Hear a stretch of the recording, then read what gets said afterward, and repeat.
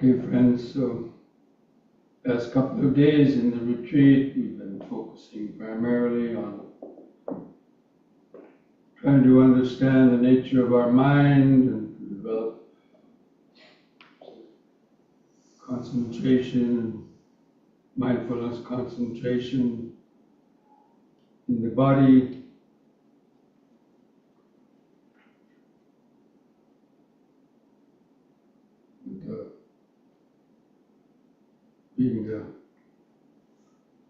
Just today you can be going home. Want to focus on how to practice, continue the meditation in the daily life, because that's where you live most of your life, in the daily life, and that's where you create most of your karma. You get entangled with, the outer world, all the pressures and so on, trying to survive in this confused world. Anyway, I want to focus on the Noble Eightfold Path, which is the fourth of the Four Noble Truths, how to live, think, and meditate, that will allow a person to gradually unravel the knots of greed, hatred, and delusion, karmic knots of unskillful habits to keep our mind bound to the wheel, cause and effect, and suffering. I think most of you probably know what the Noble Eightfold Path is. Is there anybody who doesn't know about the Noble Eightfold Path? I'm sure you all do. So, but basically the most important part is the right understanding. And the Buddha said this clearly. If our understanding is wrong, then our thoughts will be wrong. If our thoughts are wrong, our speech will be wrong. If our speech is wrong, our actions will be wrong. Our livelihood will be wrong. Our mindfulness concentration will be wrong. So that's why you always emphasize that the right understanding is the most important thing. Because if you're going to spend a lot of time, your whole life, and even much of life and time, doing something like practicing Dhamma or practicing anything, you gotta know how it works, how to do it properly in a skillful way that will help it proceed more smoothly. Anyway, so right understanding has three levels. First is the intellectual level. So if you hadn't heard much about the Dhamma before, usually most people hear about it by reading books or hearing lectures, on the practice, Dhamma, of practice of meditation. And so it stimulates your interest, pricks your interest. Oh wow, that's something new. That sounds cool, And then you start trying to practice meditation. You start to practice some of the precepts. You hear about the law of karma and about how your actions bring suffering. So, oh yeah, you try to practice at least 5 precepts. Try to meditate.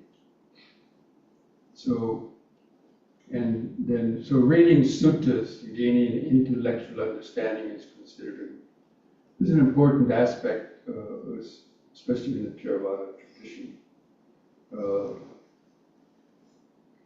To get a good working basic understanding that helps to motivate you to want to practice. But again, intellectual understanding can only go so far, that you have to, you have to go on thinking about it. Or you can hear some lecture or read a book, but if you just put it down and then just run about doing your normal things and don't pick it up again, you quickly forget it. So that's why right thought is important. You have to think about what you have read, so it sticks in your mind. That's why we repeat everything usually 3 times, right? Various chants and so on, because if you just do it once, you're likely to forget it. So we have to go on thinking about what we've read. And so that's the second level of wisdom, is wisdom that comes out of thinking about the Dhamma and contemplating it. Like just even the law of karma, thinking about the things that you've done going back years, and the things you've done out of greed, hatred, and delusion that brought you problems. You know, the things with your bad habits. You started smoking, you started drinking, you started taking drugs, you started learning bad language, hanging out with unskillful. It got you caught up in a lot of things to think about. See how that works, how easy it is for us to get caught in things that then we regret or want to get out later is more difficult. So like that's why the thinking about the Four Noble Truths, the Dhamma, is important to keep it fresh in our mind. And it also includes the beginning practice of meditation. You start practicing meditation, and you gain a little bit of concentration, and you learn about the hindrances. As you learn how to deal with your negative thoughts and overcome drowsiness, then you start to get a little concentration and awareness, and you start to get some insights. So that helps you to think more clearly about the Dhamma, to understand it at a deeper level. So that includes like reflection. So even in meditation, you can reflect on the Dhamma as you're meditating and seeing things happening in your mind. You can bring to bear your understanding of it. That's what the Buddha said about all that. So craving brings suffering. That's the meaning of impermanence. Get little insights. So that also motivates you to want to keep practicing. And then finally, the deepest level of wisdom is the Bhavanamaya Panya, or the really deep insights into those self that really establish the mind, start weakening and destroying the deeper defilements within the mind. So, anyway, that's how those 3 levels of wisdom, how they kind of usually grow out of each other. First the intellectual level, then the reflective level, and finally the meditation level, Bhavanamaya Panya. But so the understanding, basically it means understanding the Four. Doesn't mean understanding what an atom is, or what quarks are, or quantum physics. All this stuff, or who the 16th president of the United States is. They ask you when you get naturalized. But it refers to the Four Noble Truths.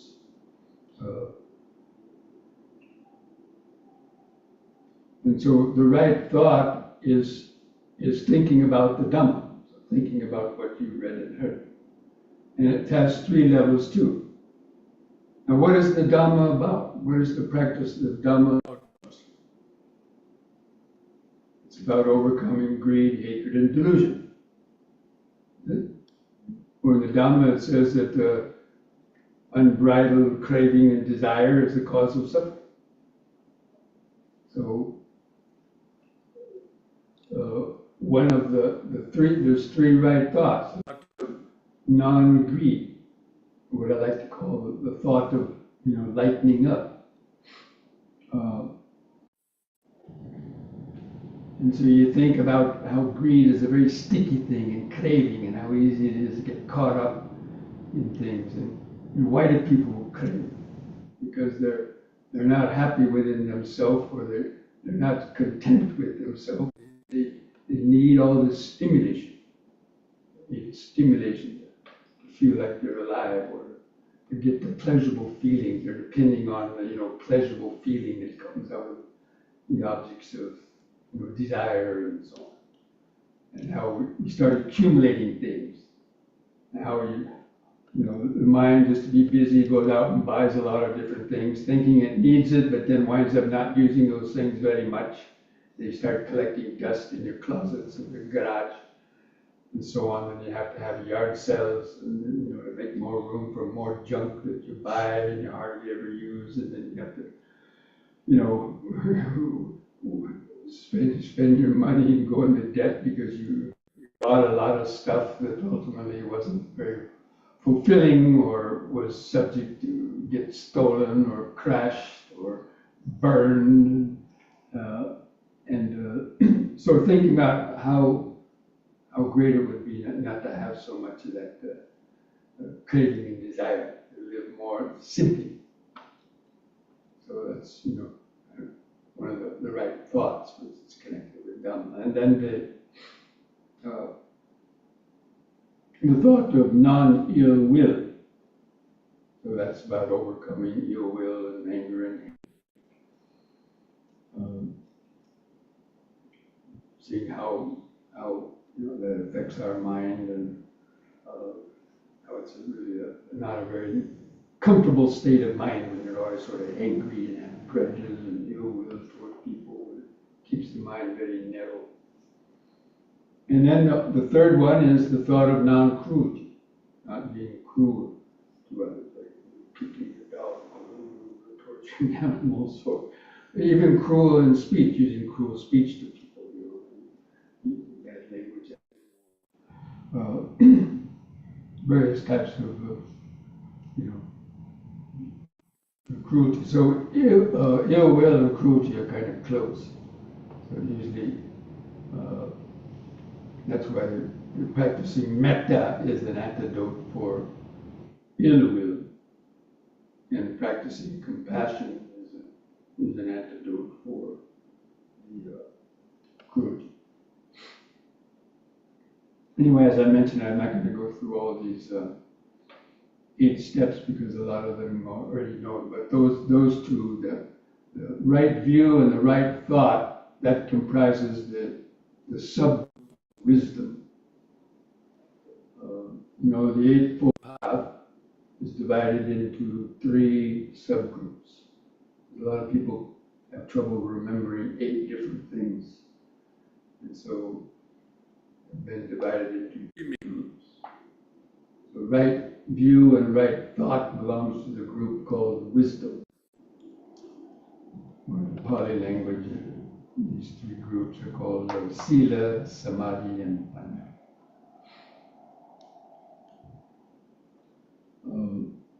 And Sila is the practice of the precepts, which includes the right speech.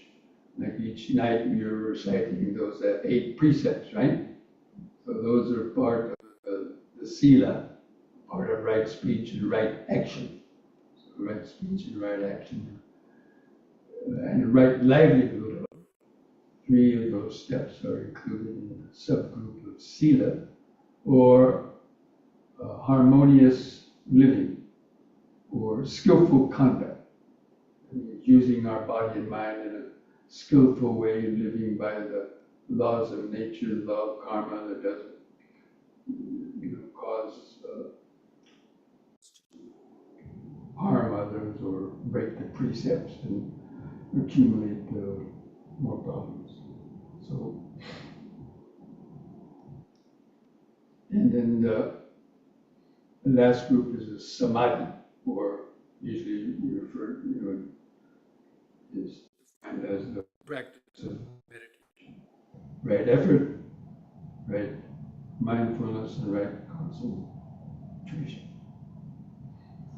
So what I wanted to do actually is to focus on those 3 subgroups, those main subgroups, and how they are kind of connected.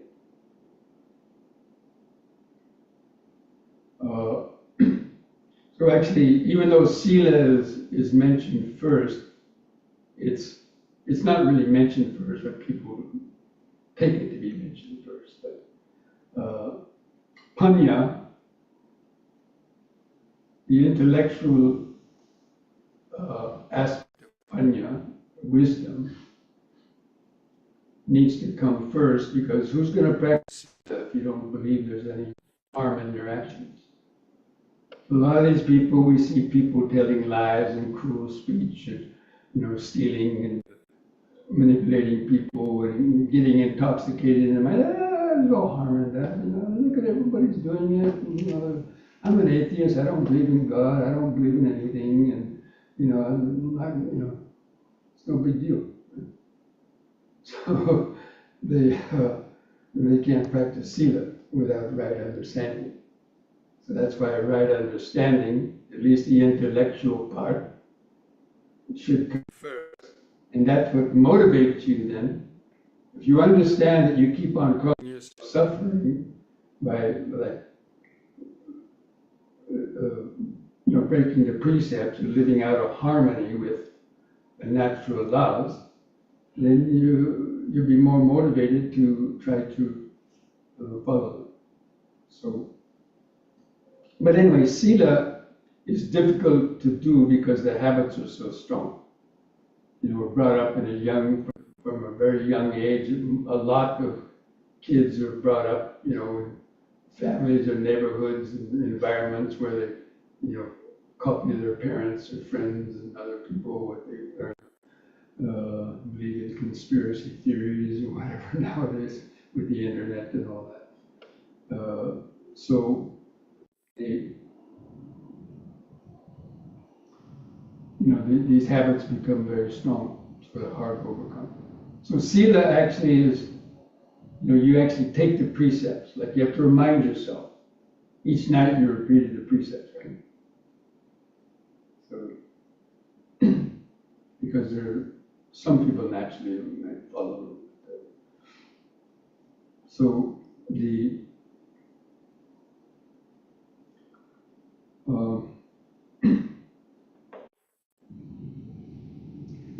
sila basically is like having a policeman in your mind. You have to remind yourself, try to maybe squash that cockroach or that earwig that's in your sink, or a fly that's landed on you, or walking across your freshly prepared salad, at lunchtime, or drink or something, a mosquito that caught you. So the tendency to want to just kill it or do the other things. But so taking the precept physically stops you from doing it. So the sila actually just works on the body pretty much. It means you force yourself to do it in the beginning. But you might still like that, but because of the precept and the fear of wrongdoing and the fear of getting caught, we force ourselves to do it. And so it's like having a policeman in your mind. When you're driving in town, you have all these traffic lights, and if the electricity goes out, the lights are not working, the policeman goes into the intersection and he's directing traffic.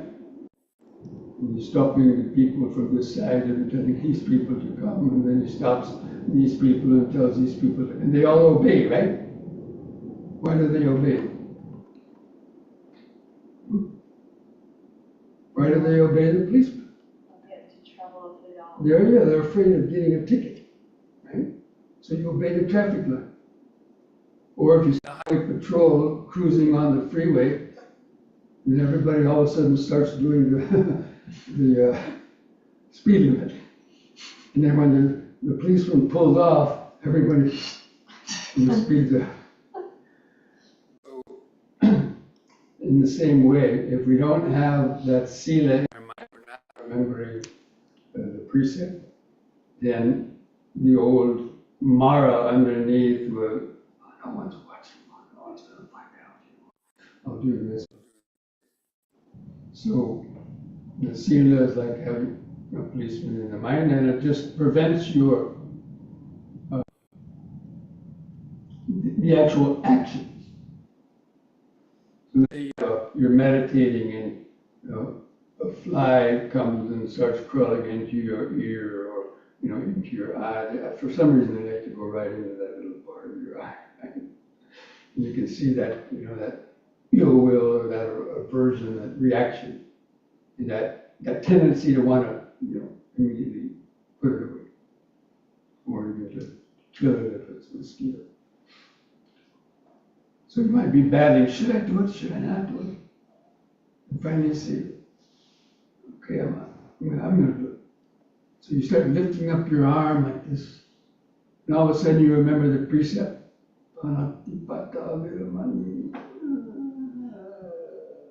you force yourself not to move, or just like moving into meditation or anything else. So you'd still like to do it, but at least the precept help you from actually committing the karma. Because you're going to be in prison for just thinking about to harm somebody, or thinking about to kill, or thinking about to steal something. Now, if you do it over and over, you might eventually do that, but generally, of course, premeditated murder in American law is you can get in trouble just for plotting out a thing, but not doing it.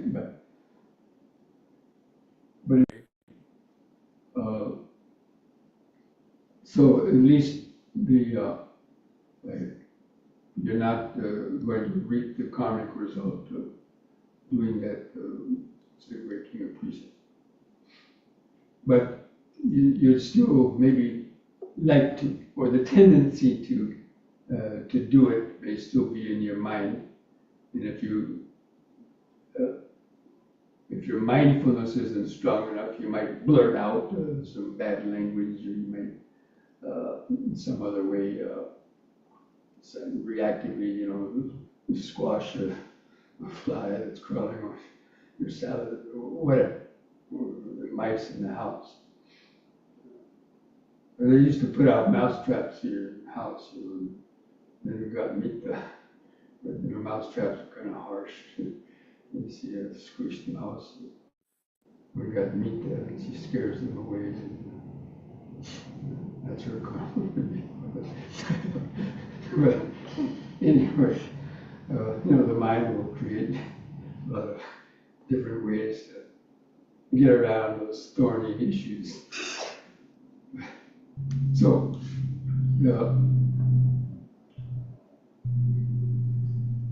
but Sila itself, so Sila will help to minimize guilt, worry, remorse, and fear, or living an uncontrolled, disciplined life.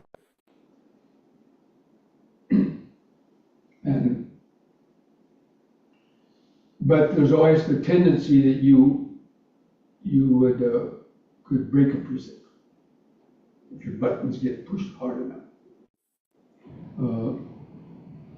And so the Sila just prevents the actual physical action. But that's where the samadhi, the meditation, works on silencing your thoughts. And so like when the hindrances die down, you no longer have various types of thoughts, then even the thought to break a precept wouldn't come into your mind. And even if you're having a fly crawling on you, you can send them metta. So that's why practicing sila alone is not enough, because people will there's always the tendency to break the precept if you don't meditate.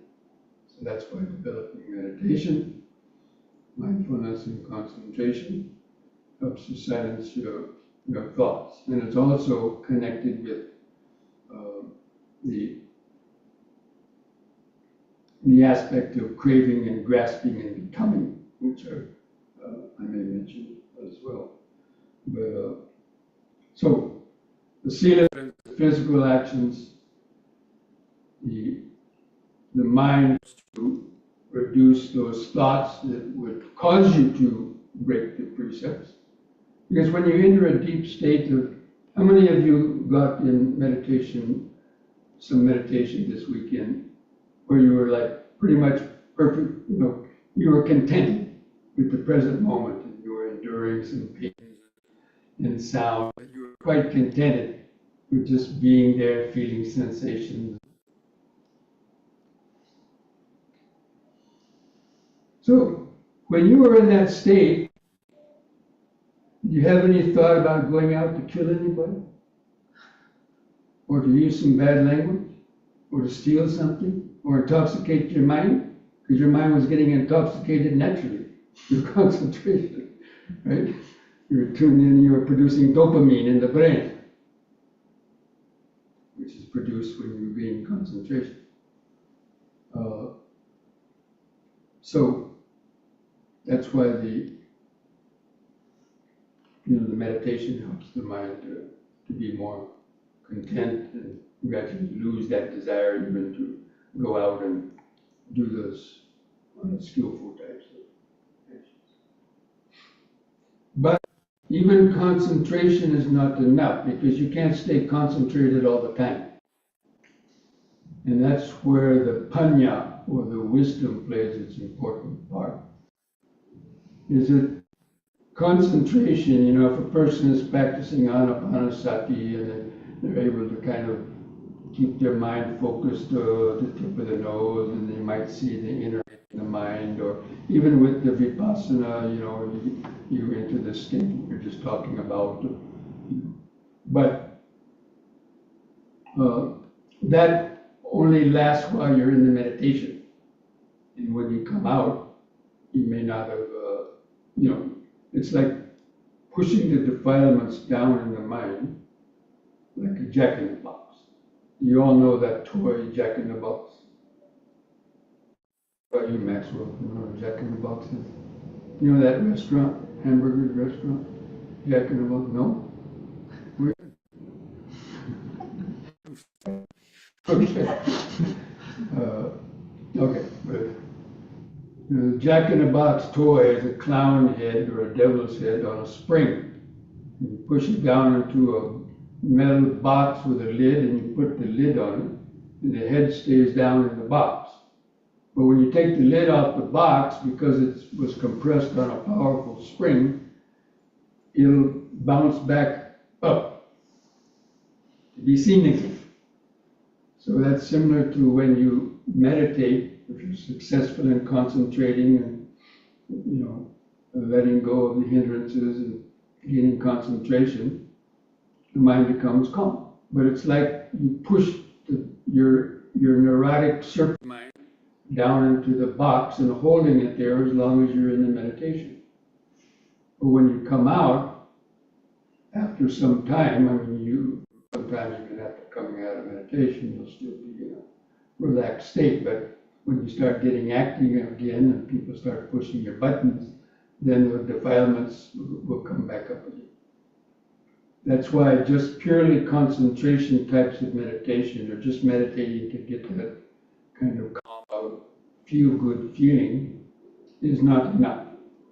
And that's where the Bhavanamaya Panya, or the deepest level of wisdom, plays its important role.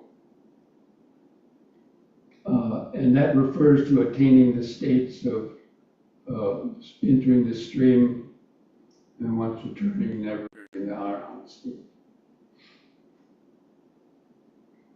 So, because that is those levels of deep insight, like experiencing the transcendence of ego, and they permanently cause some change in our consciousness. So that's how that.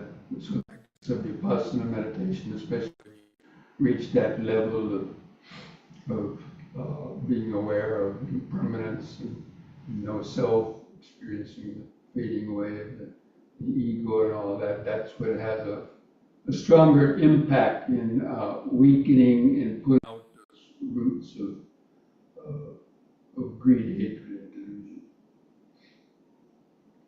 So that's how those three things they operate. So that's why just practicing sila isn't enough, even practicing the precepts isn't enough.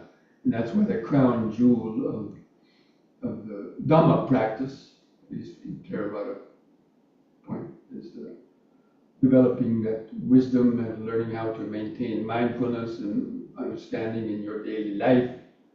And that's why the practice of daily meditation is important.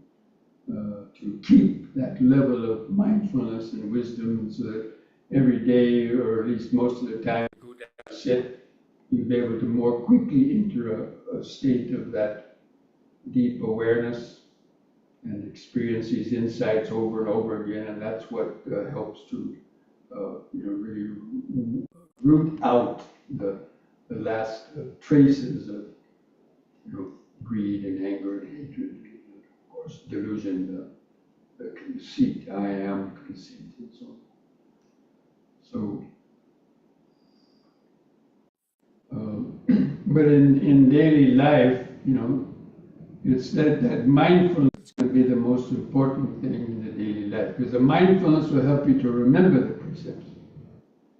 And so when you encounter a situation in the office or anywhere out in the street, you notice anger or greed or some other negative state arise, you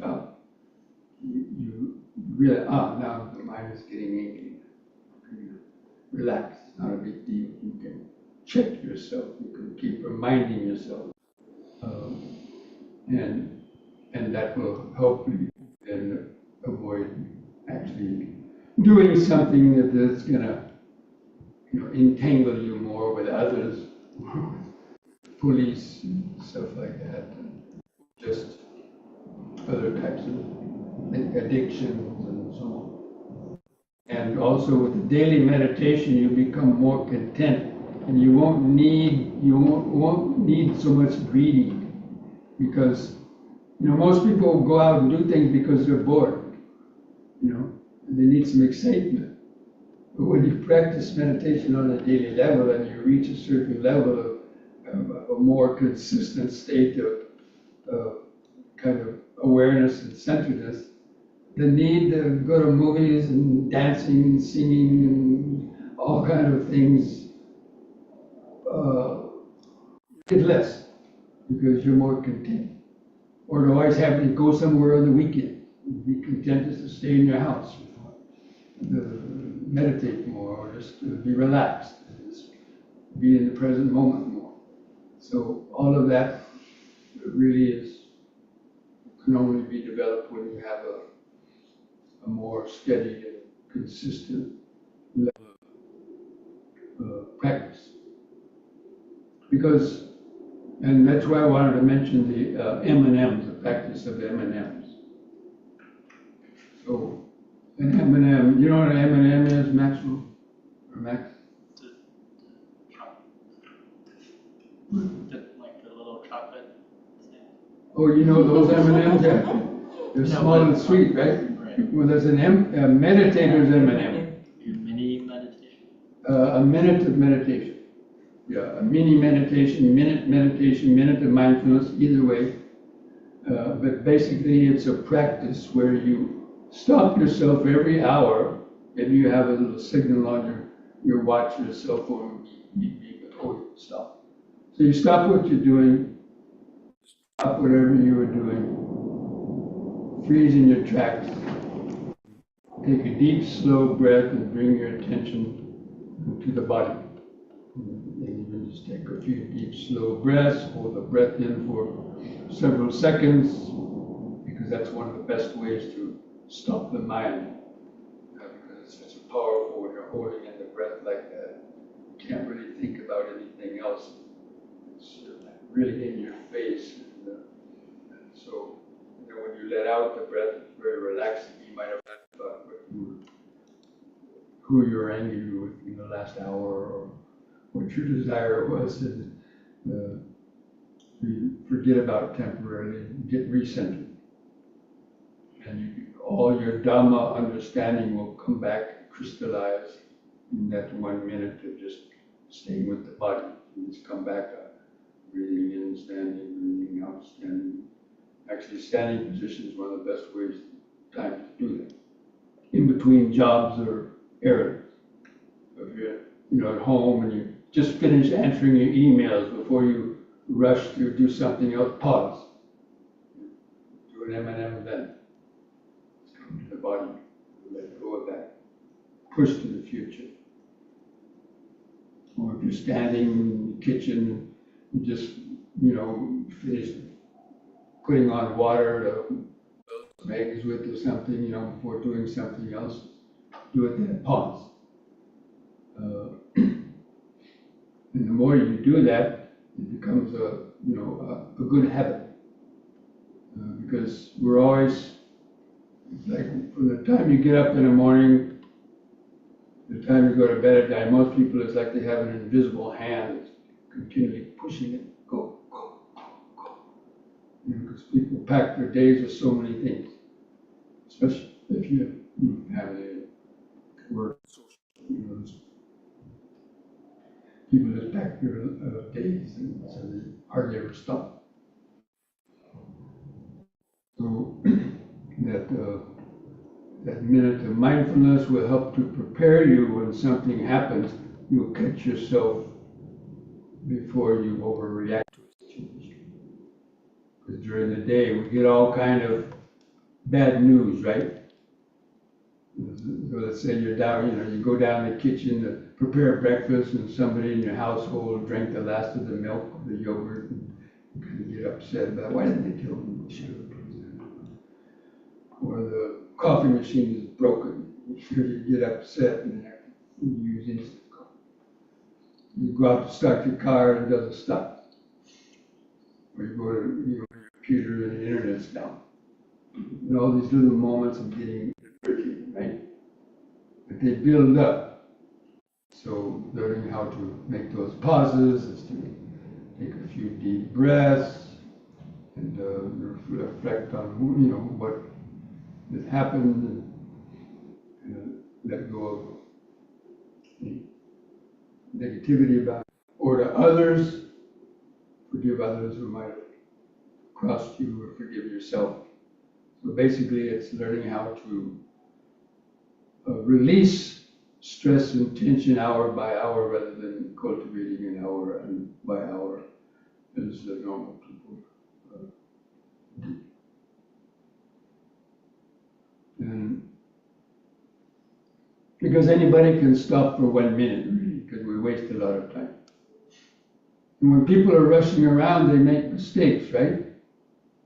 So in the sake of having to do a lot of things, they make a mistake, like rushing to go here, maybe they'll trip and fall down and sprain their arm, and they have to go into the urgent care for an hour, and they already lost an hour because they have to clean up a mess. Or you knocked over a can of paint, or a bottle of milk, or whatever.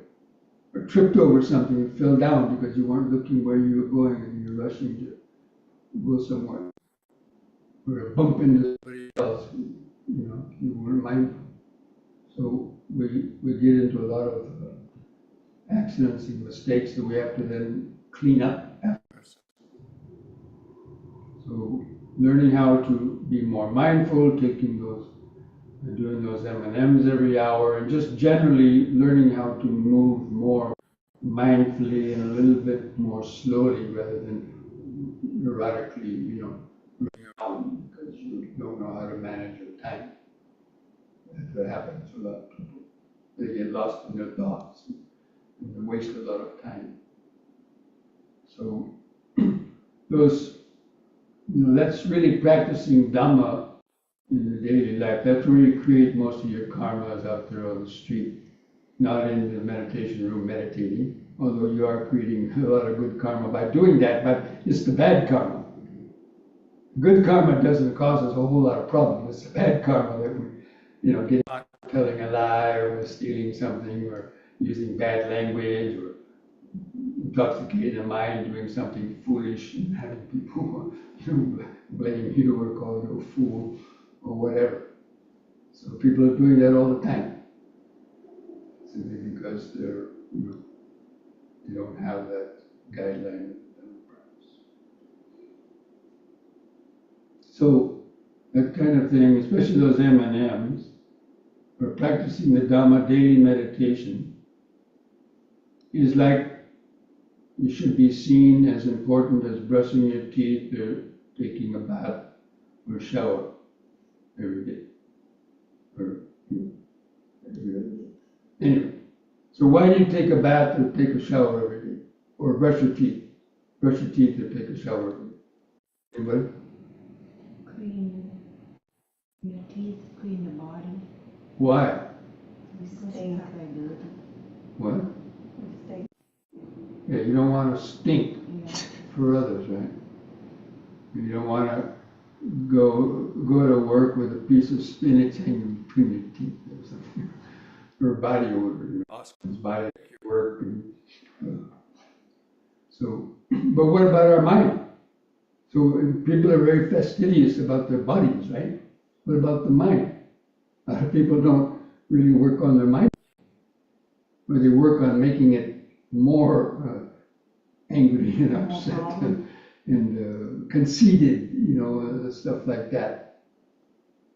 So the daily meditation is working more on our minds, so we're more pleasing to others. People that are always going around complaining about everything and using bad language and, talking loudly and boasting or, conceited and, you don't really like to be around those people too much. Or some people are like a time bomb waiting to go off. You don't know when they're going to explode.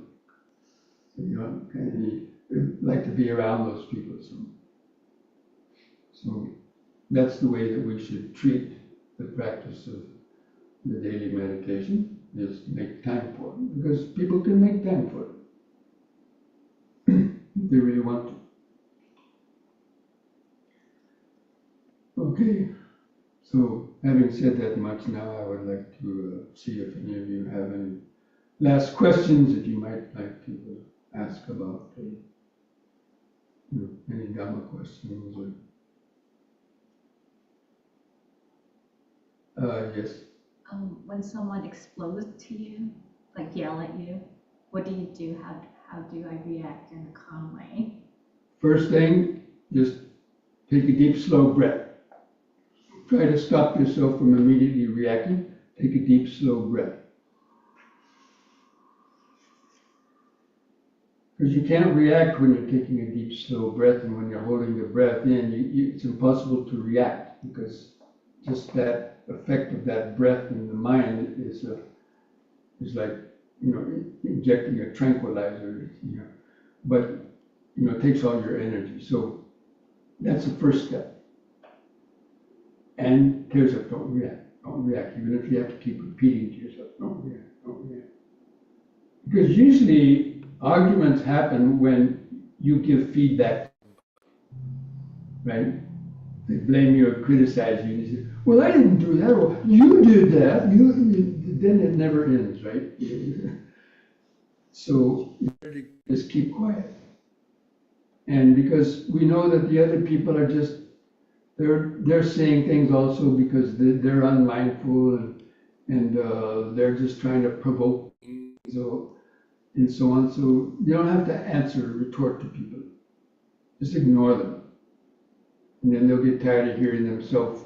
If you're not reacting to them, they'll realize it's a waste of their time, or they're foolish, and they'll probably stop. So that's one way.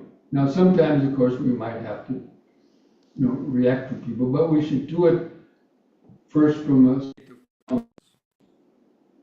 So if you're getting tense about, let's say if you're in a conversation with somebody and they're letting you can feel your body tightening up, and again, take a deep breath and first calm down, and then try to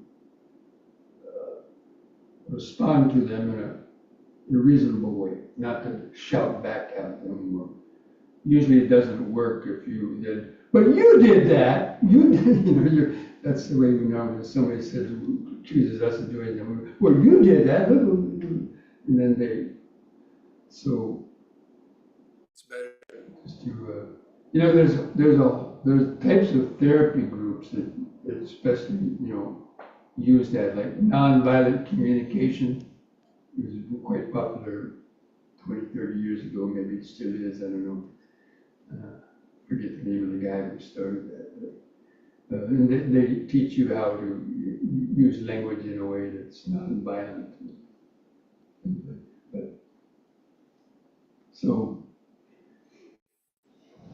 yeah, and but sometimes there are certain people that are because of how your relationships with certain people have developed,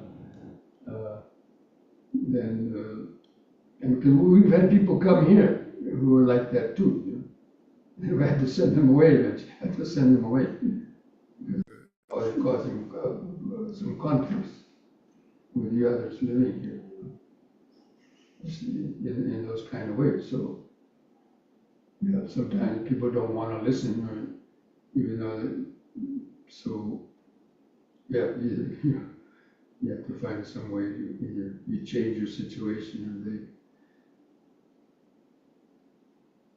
But basically, if you don't react back and you act more peacefully, normally, hopefully they'll back off and stop bothering you.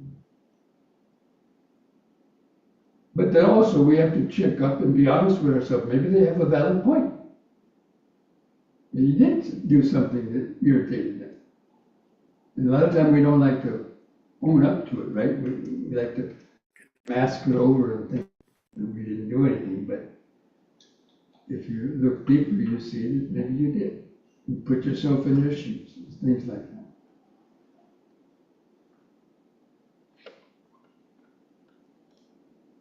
Anybody else have any?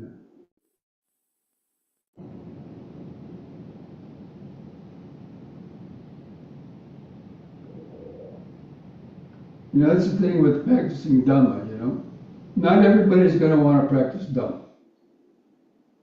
And we shouldn't expect everybody to practice the Dhamma the way we do. Usually it's a tendency, we think everybody should. And they should, but they're not going to. Or at least not right away. And so, don't expect everybody to, be good, or practice, or you should meditate more, and they're not going to listen to you. So, or maybe they will, hopefully, but it takes time. So we have to make the effort. Other people may not change, but then we have to know how to change ourselves to fit and live harmoniously with others. If you're stuck in a situation, you can't change it, then you have to use the Dhamma and find a way to live in that situation. At least then to not make it.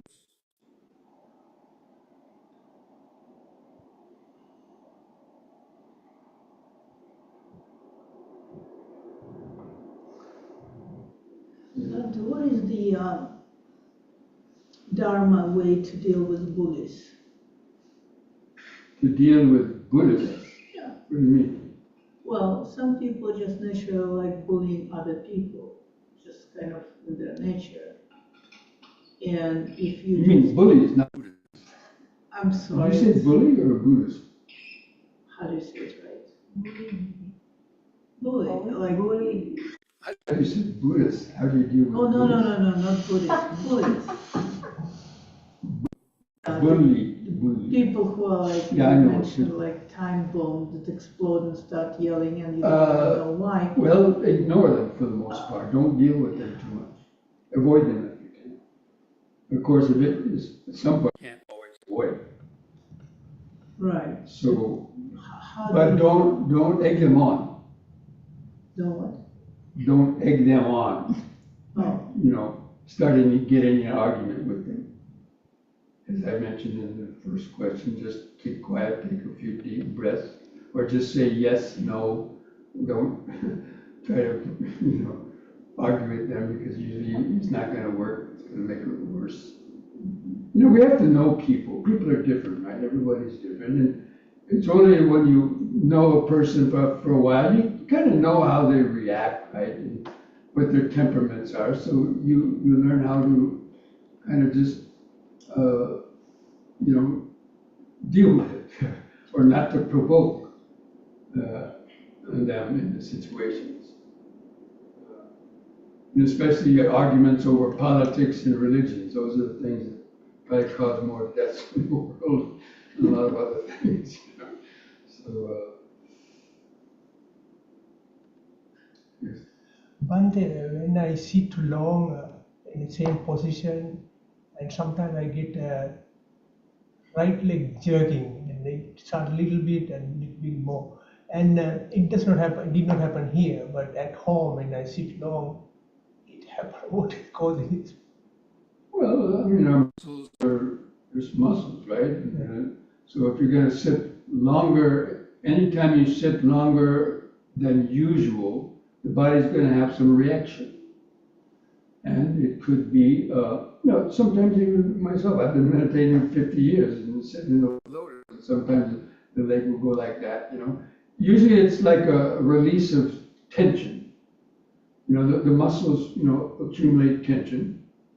And so anytime they're stressed, you know, like doing more exercise, sitting longer than normal, it's going to cause a reaction, you know, whether it's lactic acid or some other kind of stress, the cells are, you know, and then it might come to a breaking point, would cause a jerk. And that's its way of trying to release that tension. A lot of times, I mean, how many people have experienced involuntary sometimes in different parts? You know, basically that's about what it is. So don't worry about it too much. It just arises, vanishes in a second. Let's go on usually. But something like going to sleep now, when you're sitting longer than normal, and if you are pressuring, you know, some muscles, then your legs might go to sleep, and then you have that pins and needles sensation. It's an irritation, but you know you could endure it for longer. But you could try wiggling your toes, or even if you're meditating and you get to that point where that pain is starting to disturb your mind of your leg or foot going to sleep. Try wiggling your toes. That'll help bring some blood down into that area, and then maybe to relieve that kind of sensation. Otherwise, if it gets to a certain point, it's too painful, then mindfully change your posture. But do it mindfully. Don't be in a hurry to do it. So you try to tolerate pain a little bit longer, but when it gets to that point where either all your thoughts are connected with the pain, or you're constantly, you know, it's better than just mindfully change your posture by, you know, not rushing, you know, lifting your leg, and adjusting it a little bit, putting it, so that you're in the present moment. You don't have to break your concentration. It's when you quickly do something without that mindfulness where you break the concentration. But if you do it very mindfully, you know, you're aware of the intention, okay, very mindfully, you don't break concentration, and then you can come more quickly back to the state of meditation once you change the posture. But you try to endure it 1 minute longer each time. In that way, the muscles, the joints will gradually get used to that, and that's how you can wind up sitting for an hour without any pain, usually after, you know, a few months or something. That's why it's good to do yoga practice on a regular basis, to keep the joints and so on loose and flexible.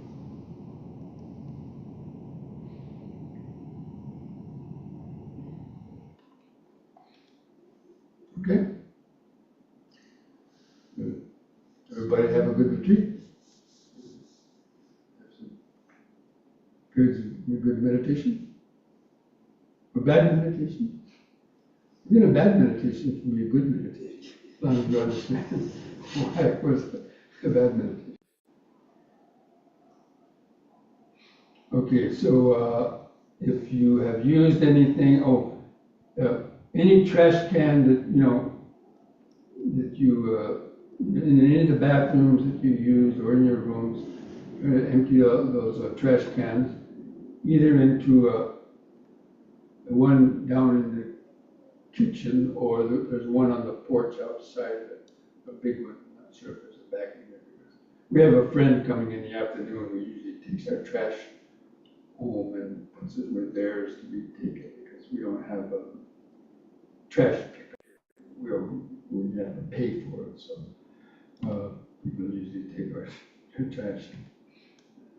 We have recycling pickup, but not normal kitchen trash.